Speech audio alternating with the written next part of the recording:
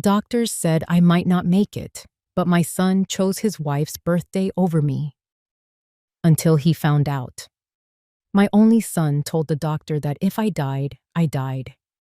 He said it with a laugh, over the phone from his wife's birthday party, while I lay in a hospital bed just a few miles away, fighting for every breath. This is the story of how I found out the truth, and how I made him pay for it. Before we continue, please subscribe to the channel and let us know where you are listening in the comments. My eyelids fluttered, feeling heavy as lead shutters. For a moment, there was only darkness, a thick, velvety black. Then, a pulsing green light blinked into existence somewhere to my left, painting strange, fleeting shapes on a stark white ceiling. The only sound was the steady, rhythmic beep of a machine, a lonely metronome in an unnervingly quiet room, a sharp, sterile scent. The kind that screams hospital filled my nostrils. I tried to move my hand and felt a dull ache, the pull of a plastic tube taped to my skin. I was trapped. The door creaked open, a sound that seemed impossibly loud in the silence. Two figures in scrubs slipped inside, their rubber-soled shoes whispering against the linoleum floor. I let my eyes fall shut again, my breathing deliberately slow and even. I don't know why I did it. It was a primal instinct, a sudden, urgent need to be invisible. One of them moved closer, her presence a faint warmth beside the bed. I heard the rustle of a chart's pages turning. "Her vitals are finally stabilizing," one voice whispered, laced with relief. "Thank God," the second voice replied, heavy with exhaustion. "For a few hours there, I didn't think she would make it." A pause. I imagined them looking down at me, this frail woman tangled in wires and tubes. "I still can't get over it, though," the first voice said, lower this time, almost conspiratorial. "The son?" the second voice guessed immediately. "Her only child, not even here." Dr. Carter called him personally when she was at her worst, the second nurse continued, her voice hardening. "You know what he said?" "What?" "He couldn't make it. He was busy at his wife's birthday party." The words hung in the air, so absurd, so monstrous, that my mind refused to accept them. Adrian, my Adrian, at a party? While I was... "You're kidding me," the first nurse breathed, horrified. "A birthday party?" "It gets worse," the second nurse said, her voice dropping to a bitter whisper. "Dr. Carter told me he actually laughed. He said something like, 'Well, she's old. It was bound to happen sooner or later.'" A coldness unlike any illness spread from my chest, seeping into my limbs, chilling me to the bone. The machine beside me picked up its tempo, its beeps accelerating with my frantic heart. I fought to keep my expression placid, to keep my breathing steady. It couldn't be true. It was a nightmare, a cruel trick of the morphine dulling my senses and twisting reality.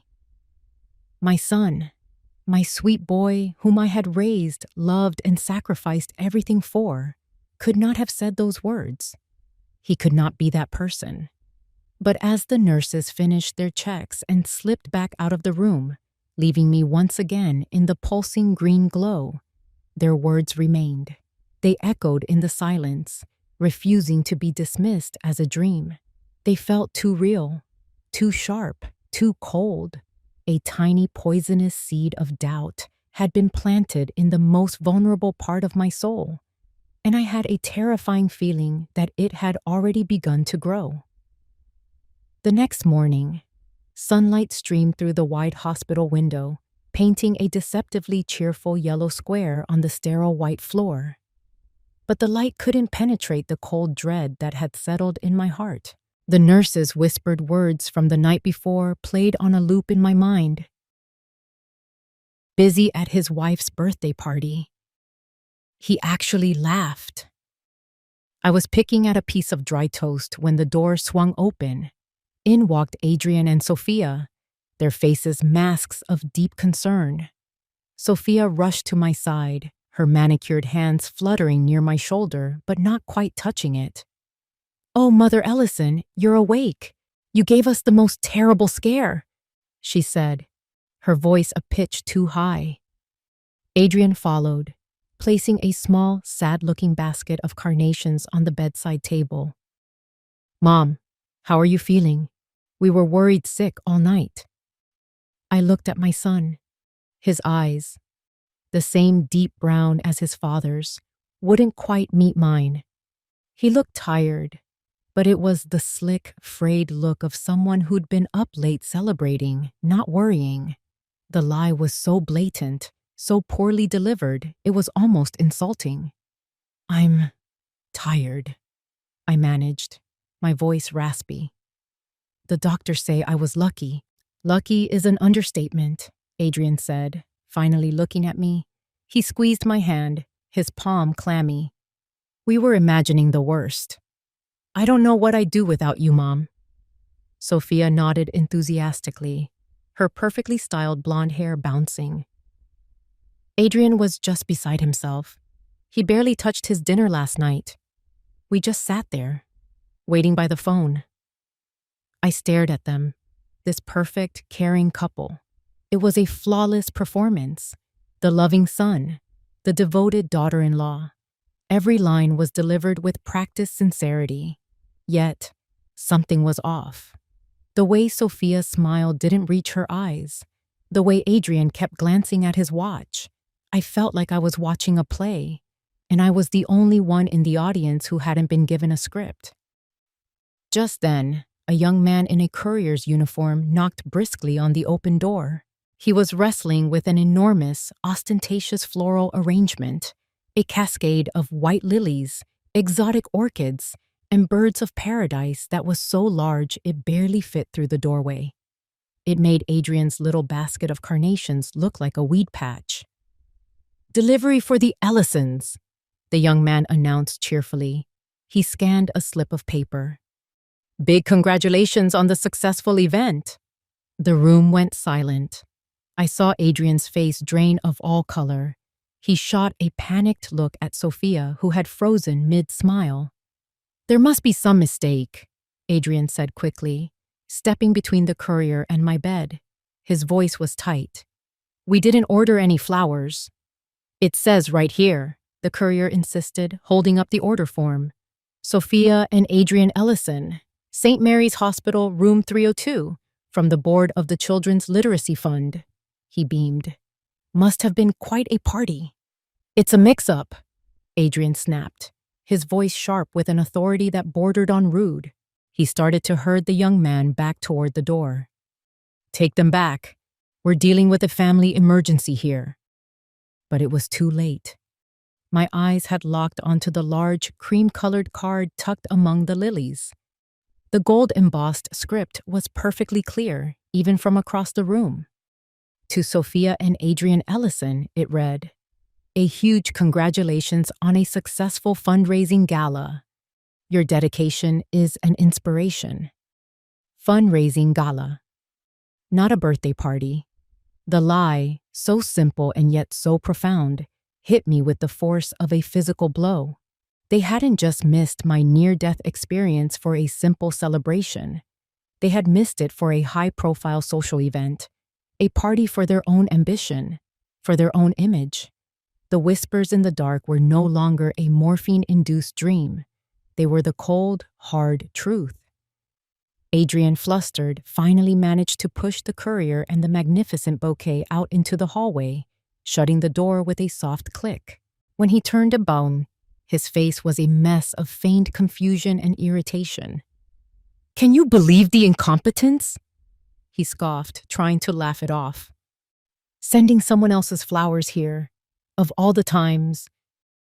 But I wasn't listening. I was looking at the small, pathetic basket of carnations on my nightstand. It was a prop, a cheap, flimsy prop in the elaborate play of their lives. and I was just a character they needed to manage, an obstacle in their script. The first crack in their perfect facade had appeared, and through it, I could see the darkness underneath. The performance was over. My own investigation was about to begin. Returning home was the strangest part of it all. For 40 years, this old colonial house in the Boston suburbs had been my sanctuary, a place filled with the scent of my husband David's pipe tobacco and the sound of Adrian's childhood laughter. Now, a week after being discharged, it was just quiet, a deep, hollow silence that echoed with everything I had lost and everything I now suspected. The house wasn't a sanctuary anymore. It was a stage. I spent the first few days moving through the rooms like a ghost, my own reflection in the polished wood floors startling me. The woman who stared back was thinner, her face etched with lines of a pain that wasn't just physical. The soft, trusting teacher was gone. In her place was someone I didn't recognize, someone with a cold fire simmering behind her eyes. I knew I couldn't just sit here, waiting for the next lie. If they were going to treat me like a fool, I would have to play the part better than they could ever imagine. The decision was made on a Tuesday afternoon. Adrian called, his voice dripping with false concern, to say he and Sophia were popping by to check on me. I stood in front of the grand fireplace, my hand resting on the cool marble mantel, and took a deep breath. The curtain was about to rise. When they arrived, I made sure to seem frail, leaning heavily on my cane. I offered them a weak, watery smile. "It's so good to see you, dears," I said, letting my voice tremble slightly. My head is still in such a fog since everything.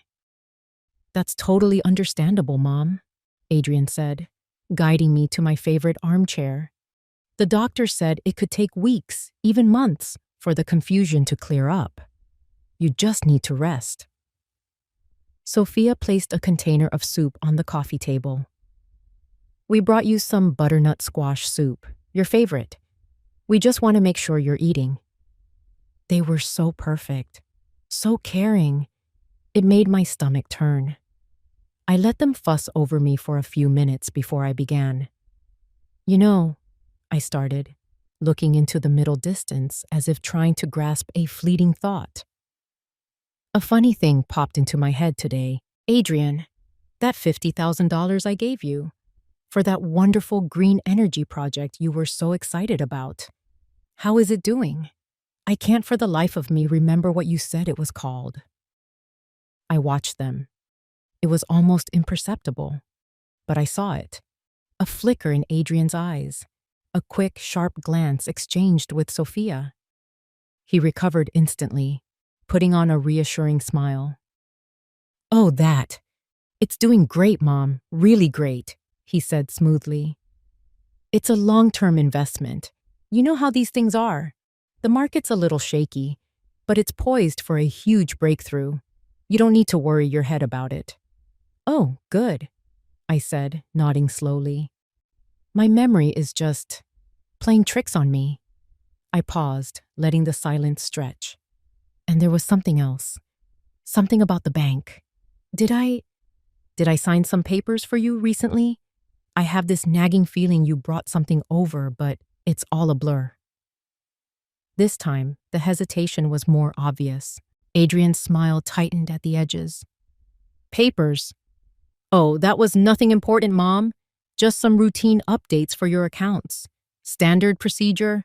I took care of everything," he said, waving a dismissive hand. "Just making sure your insurance policies were all up to date," Sophia chimed in, a little too quickly. "With the health scare and all, we wanted to be sure you were covered." And there it was, a tiny crack. "Account updates," he'd said. "Insurance policies," she'd said.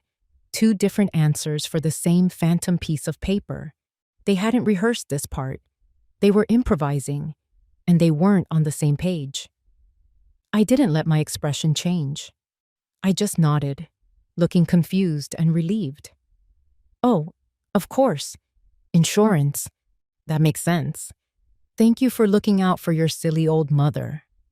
They stayed for another 20 minutes, filling the silence with cheerful, empty chatter. When they left, they believed they had successfully navigated the ramblings of a post-stroke patient. They thought they were in control. I listened to their car pull out of the driveway. I stood up, my back straight, the cane forgotten by the side of the chair. The pain in my heart was still there, a dull, constant ache. But it was now mixed with something else, a cold, clear sense of purpose. For years, I had analyzed characters in books, dissecting their motives and predicting their actions. Now, my son and his wife were my subjects. The performance had begun, and I knew, with a certainty that chilled me to my core, that I would not be the one to forget my lines. 2 days later, I found myself sitting in the deep leather chair opposite Robert Hensley's mahogany desk. Robert had been my husband's lawyer and closest friend for over 30 years. His office was a time capsule of quiet dignity, filled with the smell of old books and lemon polish, a stark contrast to the cheap, modern lies I'd been living with. Robert, a man with a kind face and eyes that had seen everything, leaned forward. "Margaret, you said on the phone it was about David's will. Is everything all right?" I took a shaky breath. This was the first time I was voicing my suspicions out loud, and I felt a tremor of fear. What if he thought I was just a paranoid old woman, confused after a major health crisis? "Robert," I began, my voice low, "I need to tell you something in the strictest confidence. I haven't been entirely, well, my memory has been hazy, but I'm beginning to suspect that Adrian and Sophia are taking advantage of my condition." I laid it all out for him. The conflicting stories about the papers I'd supposedly signed, the vague answers about the $50,000 investment, the unsettling feeling that I was being managed, handled. I told him about my act, my feigned confusion. Throughout my story, Robert didn't look surprised. He just listened, his expression growing more and more grim. When I finished, he was silent for a long moment, steepling his fingers under his chin.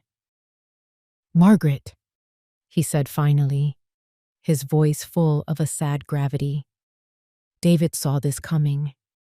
He hoped he was wrong, but he was never one to leave things to chance." "What are you talking about?" I asked, my heart beginning to pound. "David loved Adrian more than anything," Robert said gently. "But he wasn't blind. He saw the boy's ambition, his weakness for the easy way out. He worried that Adrian's lifestyle and Sophia's influence would one day put you in a difficult position."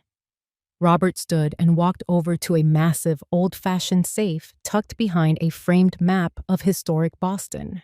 He turned the heavy dial with a series of practiced clicks and pulled the thick steel door open. From inside, he withdrew a single, thick manila envelope, yellowed with age. My name was written on the front in David's familiar, elegant script. "David set things up differently than you know," Robert explained, placing the envelope on the desk in front of me. "He didn't leave his assets directly to you. He put everything, this house, the savings, the entire estate, into an irrevocable trust, the Ellison Trust." I stared at him, uncomprehending. "A trust? Why?" "To protect you," he said simply. "You are the sole trustee, the manager of the funds for your lifetime. You have complete control over your own life, but you cannot sell the primary assets, like the house, or sign them over to anyone without the approval of a 3-person board. A board that consists of you, me, and David's cousin in Chicago." The air left my lungs in a rush. The papers I'd supposedly signed, they were worthless. The house Adrian and Sophia were so clearly eyeing was untouchable. "Adrian is the beneficiary," Robert continued. But he only inherits what's left after you're gone, and only under very strict conditions. David made sure of that. He essentially locked up the family fortune to keep it safe from the very person he wanted to give it to. He tapped the envelope. He also left you this. He told me to give it to you if you ever came to me with these exact concerns. With trembling fingers, I broke the seal. Inside was a single sheet of stationery. And the moment I saw the handwriting, tears welled in my eyes. It was from David.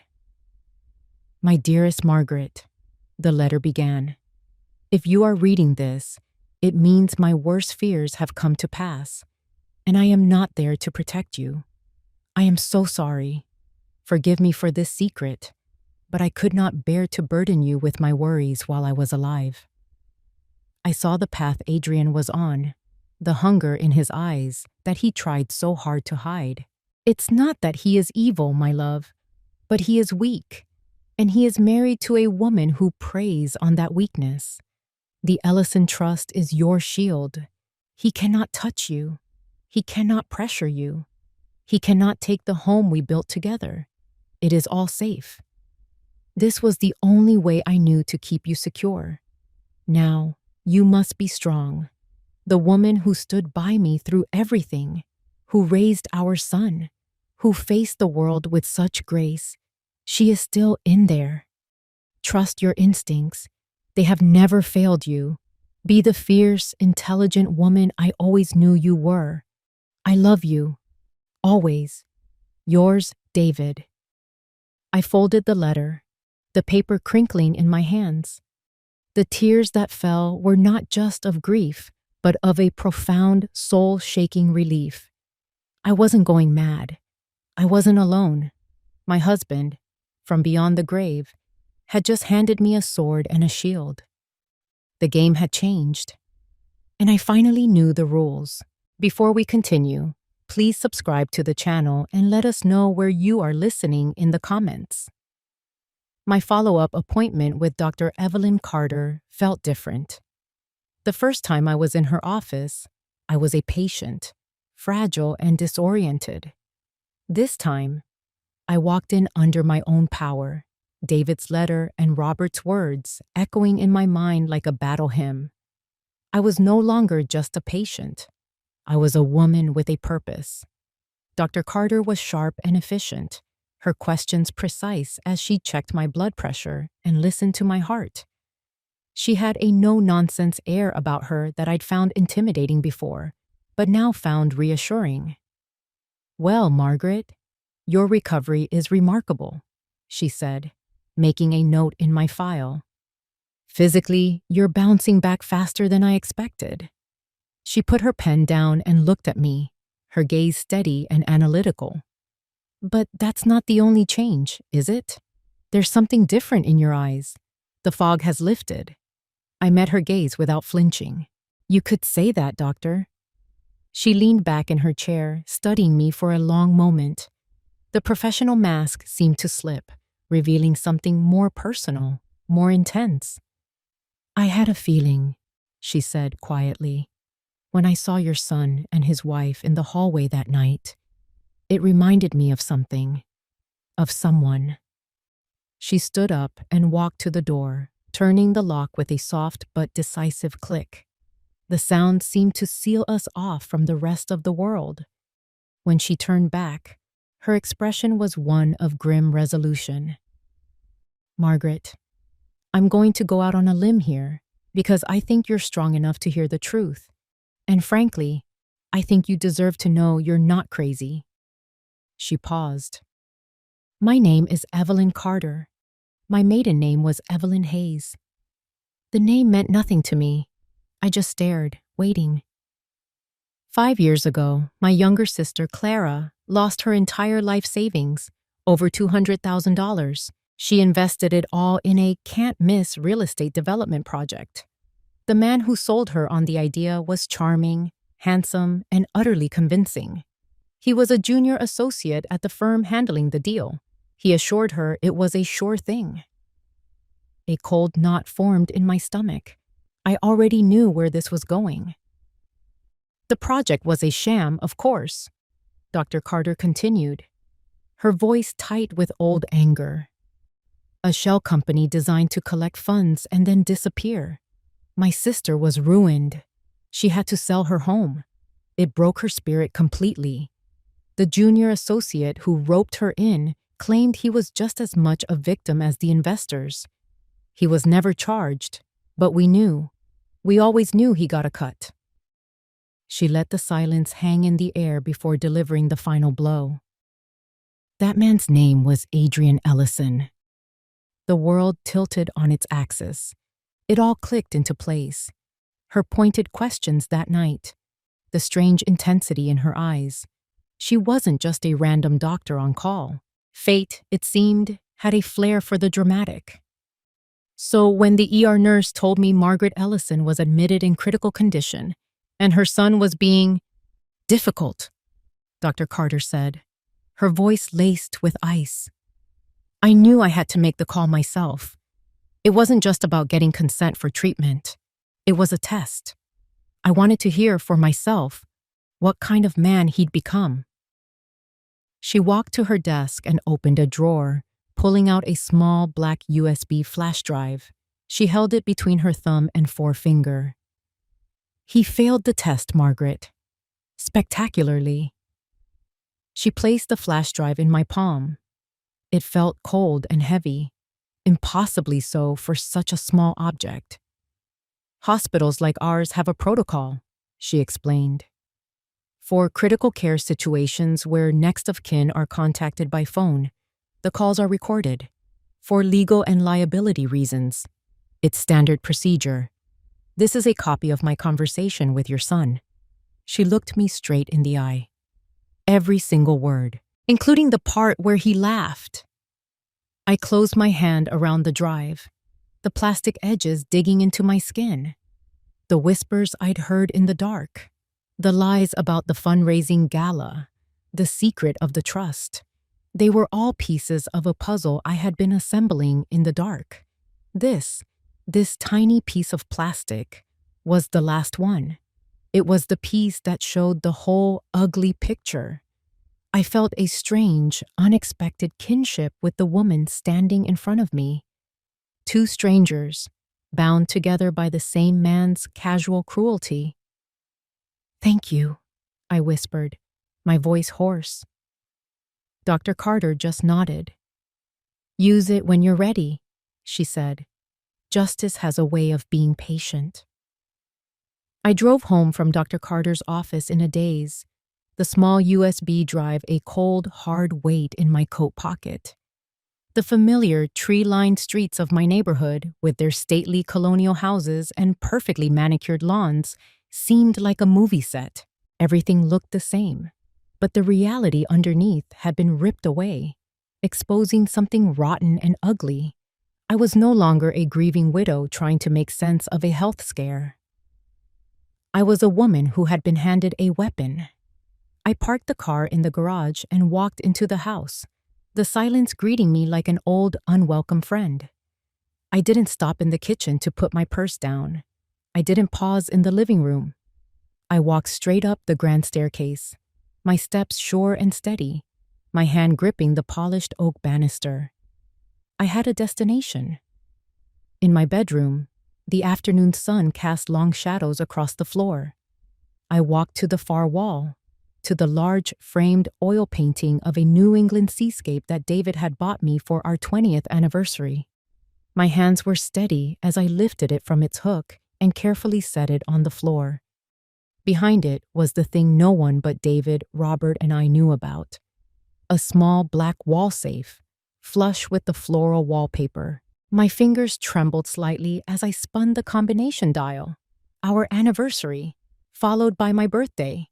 A sequence of numbers that had once represented love and security. The lock clicked open with a soft metallic thud.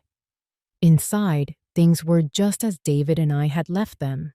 A stack of old stock certificates, mostly worthless now, but too sentimental to throw away. The deed to the house. David's gold watch that he was given upon his retirement. a small velvet pouch containing my mother's diamond earrings, and tucked in the back, a small leather-bound box. My heart hammered against my ribs. I knew what was supposed to be in that box. I reached in and pulled it out. The leather was soft and worn under my fingertips. For a moment, I just held it, a wave of memories washing over me. My grandmother wearing the necklace at her own wedding, her face beaming, my mother fastening it around my neck on my wedding day, her hands gentle as she whispered, "Now it's yours to protect." It was a single strand of perfectly matched Akoya pearls with a delicate antique diamond clasp. It wasn't the most valuable piece of jewelry we owned in terms of money, but in terms of sentiment, it was priceless. It was our family's history, a tangible link to the strong women I came from. I took a deep breath and opened the box. It was empty. The red velvet lining stared up at me, a gaping, silent accusation. I stared, my mind refusing to process what my eyes were seeing. I ran my fingers over the indentation where the pearls should have been resting. It couldn't be. I checked the other items. The watch was there. The earrings were there. Only the necklace was gone. And in that instant, I knew. It was a flash of absolute, sickening certainty. I knew who had taken it. I knew when they had taken it. Sometime during the days I lay unconscious in a hospital bed. And I knew, with a clarity that made my blood run cold, where it was now. I pictured Sophia at her fundraising gala, smiling for the cameras, my grandmother's pearls gleaming against her skin. A stolen legacy worn as a trophy. This was no longer about money. The $50,000, the attempts to get me to sign papers, that was a betrayal of trust. This was a desecration. This was a theft of memory, of love, of identity. It was the ultimate act of contempt, a final, brutal confirmation that to my son and his wife, I was not a person. I was a vault to be emptied. That was it, the last straw. I closed the empty box and placed it back in the safe. I shut the heavy steel door, spun the dial, and hung the painting back in its place, making sure it was perfectly straight. Then I walked over to the large, gilded mirror above my dresser and looked at myself. The woman who looked back was not the same one who had left the house that morning. The fear was gone. The confusion was gone. The heartbreaking sadness was gone. All of it had been burned away, leaving behind something hard and cold and unbreakable. The soft, gentle literature teacher was dead. In her place stood a warrior. A cold fury, pure and precise, settled over me. They had mistaken my kindness for weakness. They had mistaken my grief for senility. They were about to find out how wrong they were. For the next week, I moved with a chilling sense of clarity. The grief for the son I thought I had was replaced by the cold, hard mechanics of setting a trap. Every morning, I would wake up and feel the empty space in the safe like a physical wound, and it would fuel me for the day ahead. I was no longer playing the part of a confused old woman. I was directing the final act of a tragedy, and my son was the star. The time came on a Thursday afternoon. I picked up the phone, my hand steady, and dialed Adrian's number. I took a moment to compose myself, summoning the frail, trembling voice I had perfected. He answered on the second ring. "Mom, is everything okay?" "Oh, Adrian, dear," I began, letting a manufactured sigh tremble through the line. "I'm all right. Just tired. This whole ordeal has really taken it out of me. It's made me think." "Think about what, Mom?" he asked, a note of cautious interest in his voice. "About the future. About this big, empty house," I said, my voice cracking slightly. "I'm not getting any younger, and after what happened, well, I think it's time I started to simplify things. I want to make sure you and Sophia are taken care of." This was the bait, shiny and irresistible. There was a beat of silence on the other end of the line, and I could almost hear the gears turning in his head. Mom, you don't have to worry about that. We just want you to be healthy. The words were right, but the tone was wrong. It was the flat, unconvincing tone of a man trying to hide a winning lottery ticket. No, I insist, I said, adding a touch of weak finality to my voice. I'd like you and Sophia to come for dinner on Saturday. A proper family dinner. We can talk everything over then. I'd like to start the process of handing some assets over, starting with the house. The silence that followed was electric. I knew I had him. He was hooked. Of course, Mom, he finally said, his voice thick with poorly suppressed excitement. Of course. We'll be there. Whatever you want. What time? 7 o'clock, I said. And Adrian, I've taken the liberty of inviting Robert Hensley as well, just to have a witness, to make sure everything we discuss is proper and legal. If he felt any alarm at the mention of a lawyer, his greed quickly overrode it. To him, Robert's presence would only serve to legitimize the handover. It was the seal of approval on his victory. That's a great idea, Mom. Very smart. We'll see you Saturday. He was practically purring. The days leading up to the dinner were surreal. I went about the preparations with a calm that felt almost alien. I planned the menu. A roast chicken, David's favorite. A dish I had made for countless happy family occasions. The irony was a bitter taste in my mouth. As I polished the silver and set the dining room table with our best china, each fork and knife I laid down felt like positioning a chess piece for the final checkmate. The house, which had felt so empty and haunted, was now charged with a tense, expectant energy. It was the quiet of the battlefield before the first shot is fired. On Saturday evening, I stood by the window and watched them pull into the driveway. They got out of their sleek black Mercedes, Sophia in a stylish dress and Adrian in a crisp blazer. They looked like they were arriving to sign a lucrative business deal, not to visit a convalescing parent. When I opened the door, they were all smiles, bearing a ridiculously expensive bottle of French wine. Mother Ellison, you look wonderful, Sophia chirped, air kissing the space beside my cheek. Mom, the house smells incredible, Adrian said, handing me the wine. It feels like old times. You have no idea, I thought. I led them into the dining room, where Robert Hensley was already waiting, a folder resting on the table beside him. They greeted him with the confident warmth of people who believe the world is about to be handed to them on a silver platter. As we all sat down at the perfectly set table, the candlelight flickering across their eager, smiling faces, I felt a profound and chilling calm. The storm was here. The curtain was rising, and I was ready. The dinner was a masterclass in hypocrisy. Adrian and Sophia played their parts to perfection, hanging on my every word as if I were a queen holding court.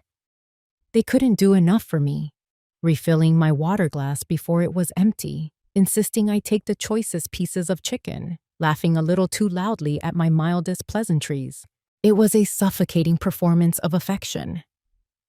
Honestly, Mom, you really shouldn't have gone to all this trouble, Adrian said for the third time, dabbing his mouth with a linen napkin. We could have just ordered something in. Nonsense, I said with a weak wave of my hand. It felt good to be useful. It's been a while. Well, this is more than useful. It's magnificent, Sophia gushed. And this dining room, it's just so classic. They don't build houses with this kind of character anymore. Her eyes swept over the mahogany wainscoting and the crystal chandelier, a covetous gleam I had seen many times before. She wasn't admiring the room. She was taking inventory. Robert Hensley was mostly silent through the meal, a quiet, observant presence. He ate his dinner with a lawyer's deliberate patience, his gaze occasionally flicking from Adrian to Sophia, then to me. He was the audience, the jury, waiting for the play to unfold. They kept up the charade through dessert, a simple apple crumble. They talked about their work, their friends, their plans for a trip to Europe in the spring, all the glittering details of a life I was no longer a part of. They spoke as if my health scare was a temporary inconvenience that had now been tidied up, allowing them to resume their regularly scheduled programming. Finally, when the coffee was poured, I decided it was time. I let out a long theatrical sigh and pressed my hand to my chest. "I'm so glad we could do this," I began, my voice soft and weary. "Having you both here with Robert, it feels right." As I said on the phone, Adrian, "I've been doing a lot of thinking." They both leaned forward, their expressions a perfect blend of sympathy and anticipation. "This house, your father and I built a wonderful life here, but it's too much for one person. The stairs, the garden, the memories. Some days, it's all a bit overwhelming." I looked at my son, trying to pour every ounce of maternal vulnerability I could fake into my gaze. "I'm tired of fighting it." "Mom, whatever you need, we're here for you," Adrian said, his voice smooth as silk. I nodded slowly. "I know, dear, and that's why I've made my decision." I paused, letting the silence hang in the air, thick with their greed. I looked from Adrian to Sophia, then over to Robert, who watched me with an unreadable expression. "I've decided," I said, my voice barely above a whisper, "that it's time. I'm going to transfer ownership of the house to you, Adrian." The effect was instantaneous. A slow, triumphant smile spread across Adrian's face, a look of pure, unadulterated victory. He tried to fight it, to maintain his mask of sober concern, but he failed. It was the look of a gambler who had just drawn a royal flush. He shot a quick, electric glance at Sophia, whose own carefully composed face was alight with triumph. She gave him the slightest, almost imperceptible nod, a silent confirmation that their long game had finally paid off. "Mom," Adrian started, his voice thick with emotion, or at least a convincing imitation of it. I don't know what to say. Are you sure?" "I'm sure," I said, feeling a cold, hard satisfaction. "You can use it to build your career, to secure your future. It's what your father would have wanted." "Thank you," he breathed, reaching across the table to take my hand. His felt warm and strong, the hand of a victor. "Thank you. You've taken such a weight off our minds." He squeezed my hand, his eyes shining with the promise of $2.5 million. He believed he had won. He believed the play was over and that he was taking his final bow. He had no idea he was still on my stage, and the curtain was just about to fall on him. Adrian's hand was still covering mine on the table, a gesture of proprietary triumph. His smile was wide and genuine for the first time all evening, and Sophia was looking at him with an expression of pure, unadulterated adoration. They were a king and queen surveying their newly acquired kingdom. Just as Adrian opened his mouth to say something more, probably another empty platitude about how he would take care of me, a sound cut through the warm, celebratory atmosphere. Thump. It was the sound of Robert Hensley placing a thick, leather-bound folder on the polished mahogany table. The sound wasn't loud, but it had the finality of a judge's gavel. Adrian and Sophia both turned to look at him. The smiles on their faces faltered slightly, becoming questioning. "I'm afraid there's been a misunderstanding," Robert said, his voice perfectly level and devoid of any emotion. He didn't look at me. He looked directly at Adrian. "While your mother's sentiment is, I'm sure, appreciated, what she's proposing is a legal impossibility." Adrian slowly withdrew his hand from mine. What are you talking about, Robert? My mother wants to give me the house. You're here to make it legal, right? No, Adrian, I'm here to uphold the law, Robert said calmly. He tapped the folder with his index finger. And more specifically, I am here to uphold the legally binding terms of the Ellison Trust. The what? Sophia asked in Besson, her voice sharp and brittle. It was the first time she had spoken in 10 minutes. Robert opened the folder, revealing dozens of pages of dense legal text. The Ellison Trust, an irrevocable trust established by your father, David Ellison, over a decade ago. Upon his death, nearly all of his assets, including this house, the savings, the investment portfolios, everything, were transferred into this trust. Adrian stared, his face a mask of confusion. A trust? Why would he do that? He left everything to Mom. That's the common misconception, Robert said. And for the first time, I saw a flicker of something like pity in his eyes. He didn't leave his assets to your mother. He left them in the care of your mother. She is the primary trustee and lifetime beneficiary, which means she has the full and unrestricted use of the estate to live on for the rest of her life. But she does not own the assets themselves. The trust does. The color began to drain from Adrian's face. Sophia was completely still. Her eyes narrowed, processing every word with the intensity of a predator. I don't understand, Adrian stammered. What does that mean? It means, Robert said, his voice clear and precise, that your mother cannot give you this house. She cannot sell it. She cannot transfer the deed. She cannot even take out a second mortgage on it. Any such action would require a unanimous vote from the trust's 3-person board of directors. Board of directors? Adrian echoed, his voice rising in disbelief. That would be your mother, Robert said, gesturing to me. Myself, as the family's legal counsel, and your father's cousin, Eleanor Vance, in Chicago. He paused, letting the weight of his words sink in. I can assure you, Adrian, that any motion to sign this property over to you would be dead in the water. The silence in the room was absolute. The cozy, candlelit dinner party had vanished, replaced by the cold, harsh reality of a legal proceeding. Adrian's face had crumpled. The triumphant smile was gone, replaced by a slack-jawed look of utter bewilderment. He looked like a man who had just been told the winning lottery ticket he was holding was a forgery. Sophia's reaction was different. There was no confusion on her face. There was only a dawning icy rage. She stared at Adrian, and in her eyes, I saw the exact moment her adoration curdled into contempt. She had backed the wrong horse. Adrian finally found his voice, a strangled, desperate sound. This is a joke. This has to be some kind of sick joke, he said, shaking his head, looking from Robert's impassive face to my own. Right, Mom? Tell him. Tell him it's a joke. The play was over.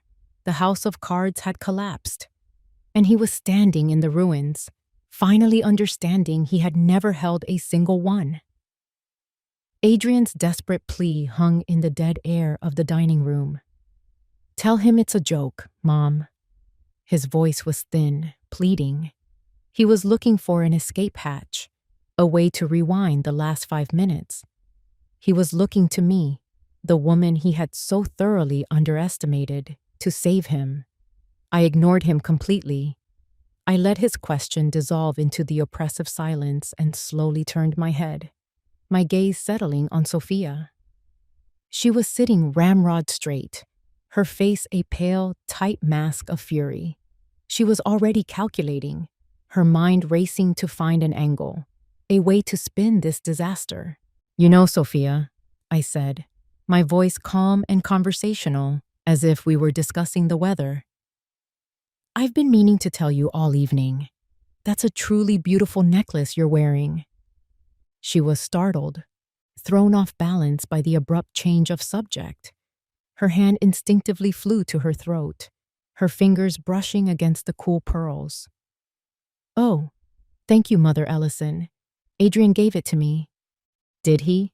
I said, a faint, cold smile touching my lips.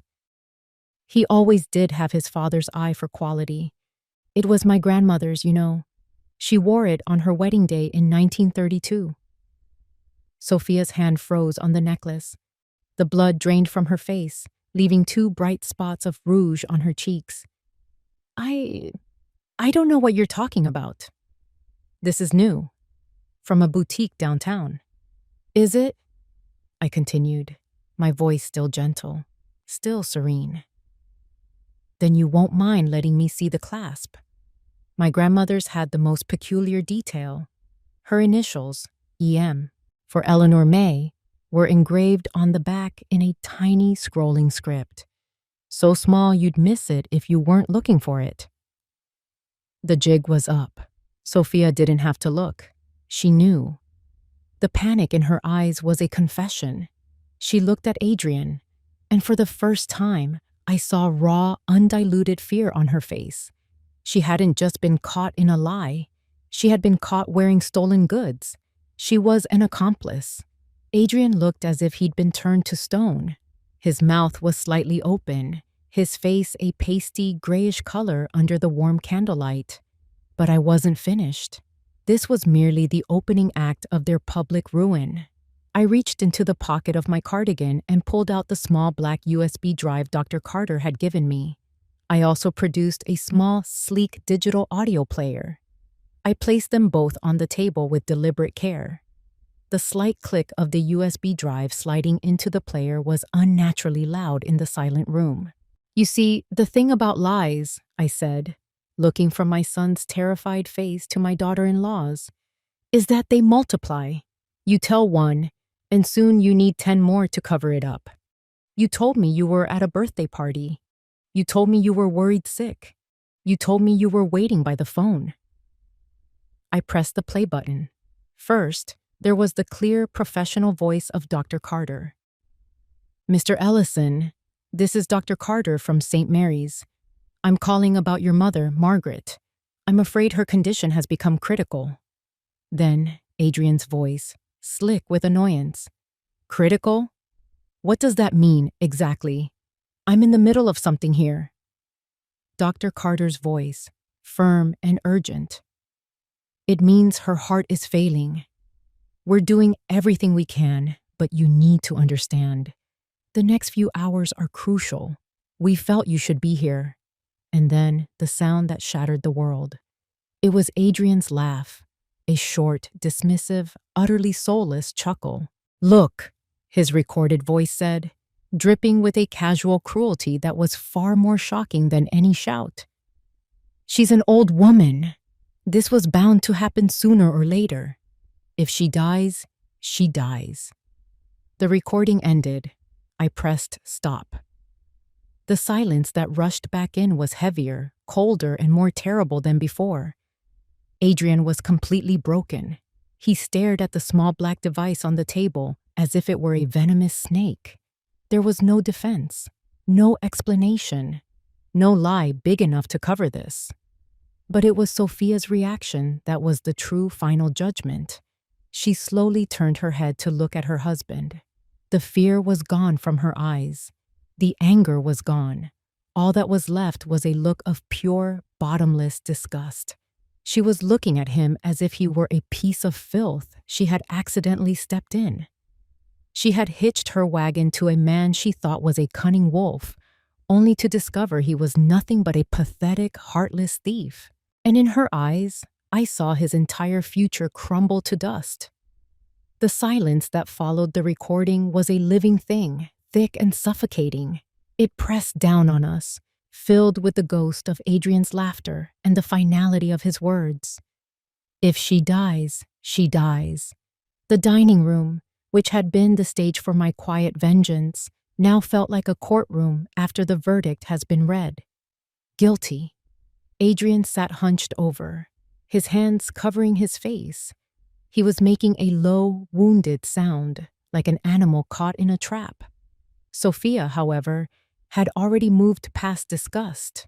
Her face was now a mask of cold, hard calculation. She was assessing the damage, not to our family, but to her own future.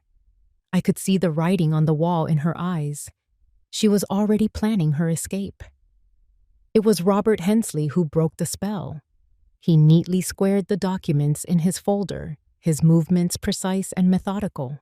He was no longer just a family lawyer.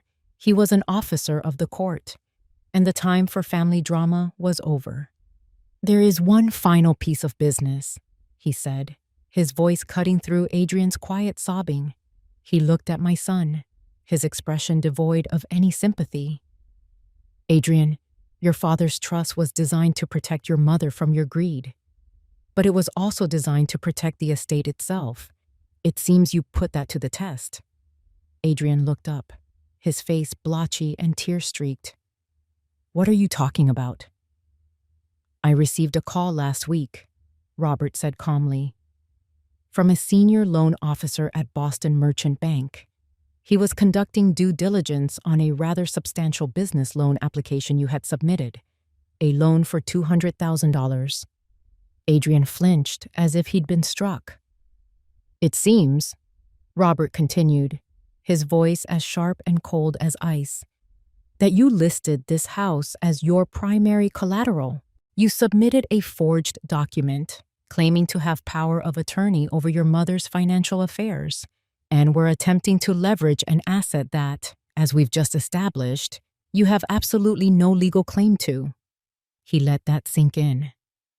The bank, of course, ran a title search, which led them to the Ellison Trust, which in turn led them to me. I informed them of the true legal standing of this property. He paused, his gaze unwavering. "Attempting to secure funds by knowingly misrepresenting the ownership of an asset is a textbook definition of bank fraud, Adrian. It's a federal offense."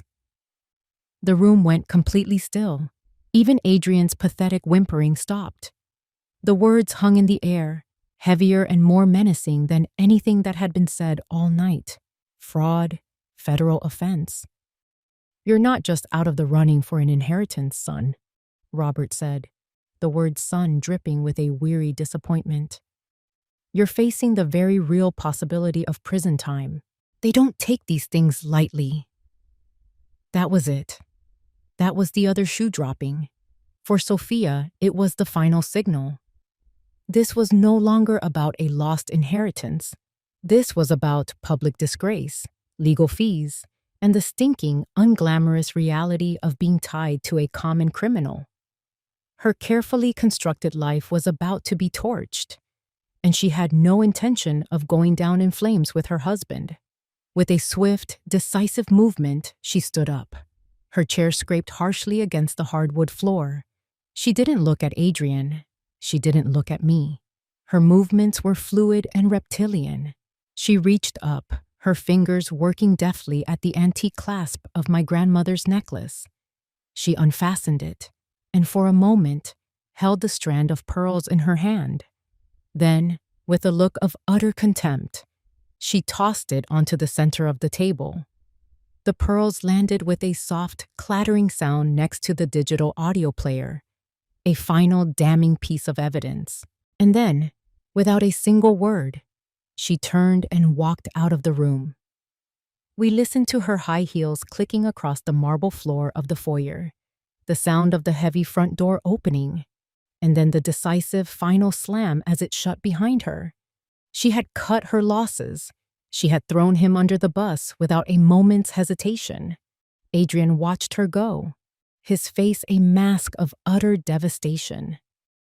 In the space of one evening, he had lost everything. The money he had schemed for, the wife he had conspired with, the reputation he had curated, and now his freedom.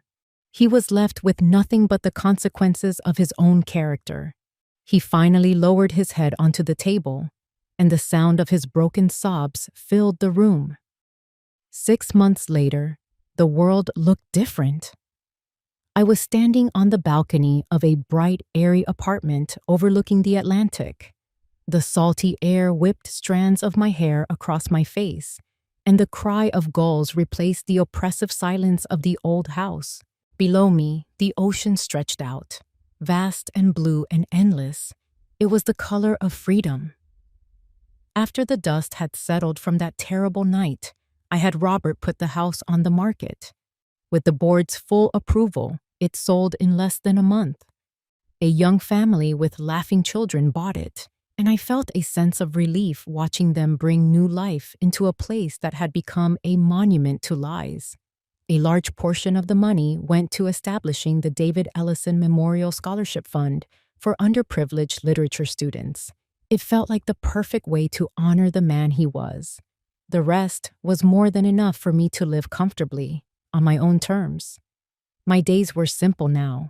I read, I walked on the beach, and I tended to the collection of terracotta pots on my balcony, coaxing bright red geraniums and stubborn lavender to bloom. It was on a sunny Tuesday morning, while I was watering these flowers, that the mail arrived. Among the bills and catalogs was a single plain envelope with a postmark from a city I'd never been to in Ohio. The return address was just a P.O. box, but I knew the handwriting instantly. It was Adrian's. My hands didn't tremble. My heart didn't race. I simply took the letter inside, sat down in my favorite armchair overlooking the sea, and opened it. The letter was short, written on cheap, lined paper. There were no apologies, no excuses, no pleas for forgiveness. He knew, I suppose, that those words would be meaningless. Instead, he just wrote about his life. He wrote about waking up at 5 a.m, his hands calloused and raw from his job on a construction crew. He described the simple exhaustion he felt at the end of the day, the satisfaction of building something real with his own 2 hands. He mentioned that he was living in a small, rented room and that after his legal fees were paid, he had just enough to get by. He said the work was hard, but it was honest. It was the first honest thing he'd done in a long time. He didn't ask for anything. He didn't ask me to write back. He just signed it. Your son, Adrian. I read the letter twice, then folded it and placed it on the table beside me. I felt a distant, quiet sadness for the boy he could have been, for the man he was now forced to become. But I didn't feel anger anymore. The rage had burned itself out, leaving behind a clean, quiet peace. He was a stranger to me now, living a life a world away, and perhaps that was for the best. Later that week, Robert Hensley called. He told me that Adrian had taken a plea bargain. With the bank pressing charges, he'd been lucky to avoid a long sentence. He was given 2 years of probation and a hefty fine, which he was paying off weekly from his construction wages. Sophia had filed for divorce the week after our dinner, and it had been finalized quickly and quietly. She had vanished from our lives as completely as if she had never existed. Then Robert told me one last thing. There was a final provision in David's trust, Margaret. A failsafe. He explained that David had stipulated that if Adrian ever lost his inheritance rights, a small portion was to be set aside. After 5 full years of holding down a legitimate job and staying on the right side of the law, Robert said, the board is authorized to grant him a small one-time stipend, not enough to make him rich, just enough to start over, a clean slate. I listened, and a slow smile spread across my face. It was so perfectly David. Not a pardon, but a chance. A long, hard road to a single opportunity for redemption, to be earned, not given. I thanked Robert and hung up. I looked out at the ocean, at the endless horizon. Adrian had his path, a difficult one of his own making, and I had mine. For the first time in a very long time, my future felt like an open sea, and I was the captain of my own ship, and I was finally free. If you enjoyed this story, please like the video, subscribe to the channel, and comment 1 below. If not, feel free to comment 0 so we know and can improve future videos. To hear the next story, click the box on the left. Thank you for watching.